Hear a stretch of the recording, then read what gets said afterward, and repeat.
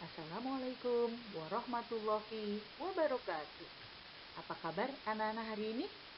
Alhamdulillah, luar biasa. Allahu Akbar. Alhamdulillah anak-anak, hari ini bertemu lagi dengan Bu Saimah di tema 1, hidup rukun, subtema 3, hidup rukun di sekolah, pembelajaran 5 dan 6.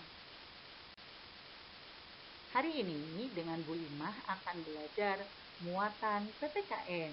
Nah, nanti akan dilanjutkan setelah dengan Bu Imah dengan Bapak Sodikin dengan muatan bahasa Indonesia, dan yang nanti terakhir ditutup oleh Ibu Mariani dengan muatan matematika.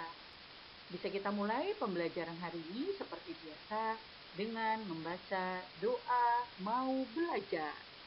A'udzu billahi minasyaitonir rajim. Bismillahirrahmanirrahim.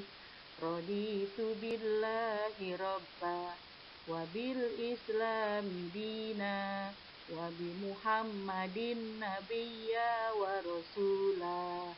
Rabbi zidni ilman nafi'ah warzuqni fahman.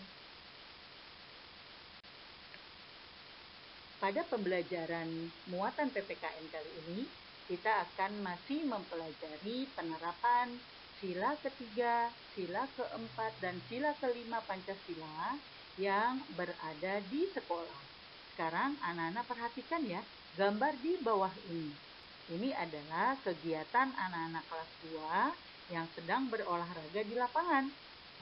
Ada Bapak Guru, Siti, dan teman-teman yang lainnya.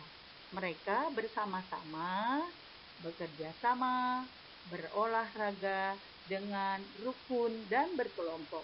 Tapi coba anak-anak perhatikan, kok ada 2 anak yang tidak hidup rukun, ya? Kita lihat di situ mereka sedang bertengkar, ya. Nah, apa yang seharusnya anak-anak itu lakukan agar mereka hidup rukun kembali? Ya, betul. Kedua anak tersebut harus saling memaafkan. Saling memaafkan dapat menjaga persatuan dan kesatuan. Menjaga persatuan dan kesatuan di sekolah merupakan perbuatan terpuji. Perbuatan tersebut sesuai dengan pengamalan sila ketiga Pancasila. Jadi, ketika kita bersalah, ketika kita saling berselisih paham, kita harus segera meminta maaf atau saling memaafkan agar terjaga persatuan dan kesatuan. Anak-anak pasti masih ingat bunyi sila ketiga Pancasila, yaitu Persatuan Indonesia yang dilambangkan dengan pohon beringin. Nah, di bawah ini ada beberapa contoh penerapan sila ketiga. Jika sesuai, maka kita akan beri tanda centang. Yang pertama, melakukan piket kelas bersama-sama. Ini sesuai dengan sila ketiga. Kita beri centang.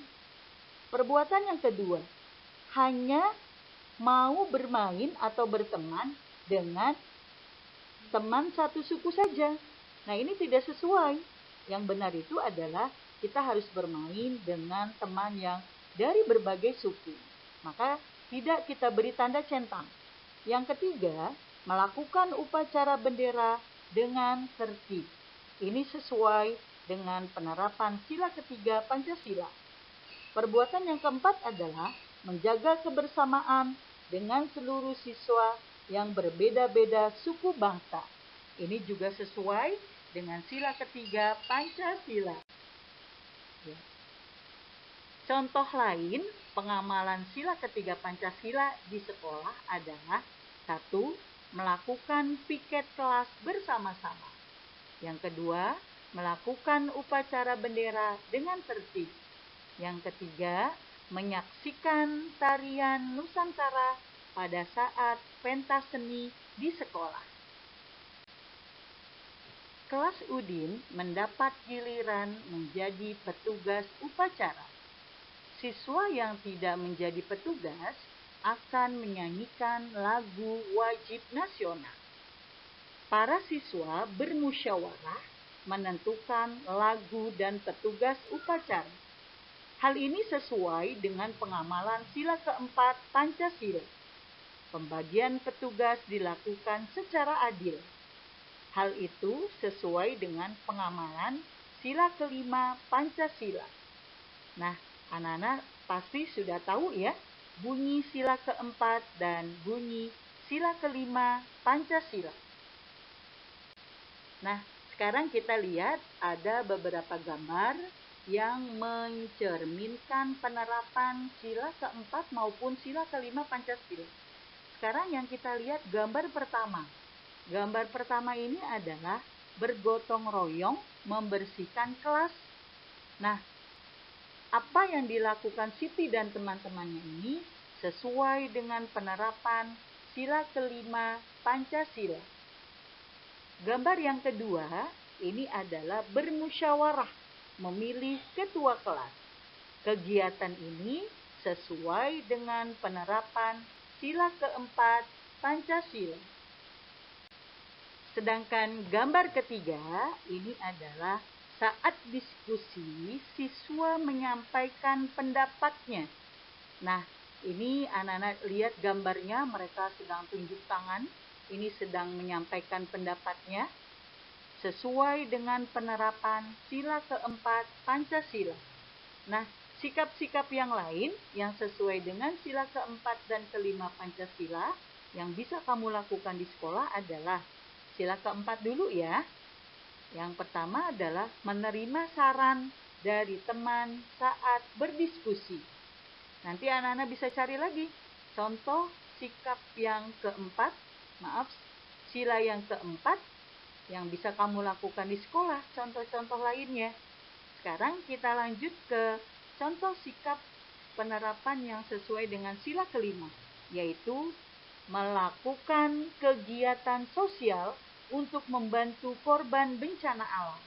Jadi ketika ada bencana alam, gunung meletus, gempa bumi, dan yang lainnya, kita segera membantu mereka karena mereka sedang membutuhkan pertolongan. Nanti anak-anak bisa menceritakan baik di sekolah ketika nanti sudah tatap muka maupun dengan temanmu, dengan keluargamu di rumah, penerapan sila ketiga, sila keempat, dan sila kelima Pancasila. Baik anak-anak, penjelasan dari Bu Imah cukup sekian. Mudah-mudahan anak paham dan anak-anak mengerti. Akan dilanjutkan oleh Bapak Sodikin dengan muatan bahasa Indonesia. Terima kasih.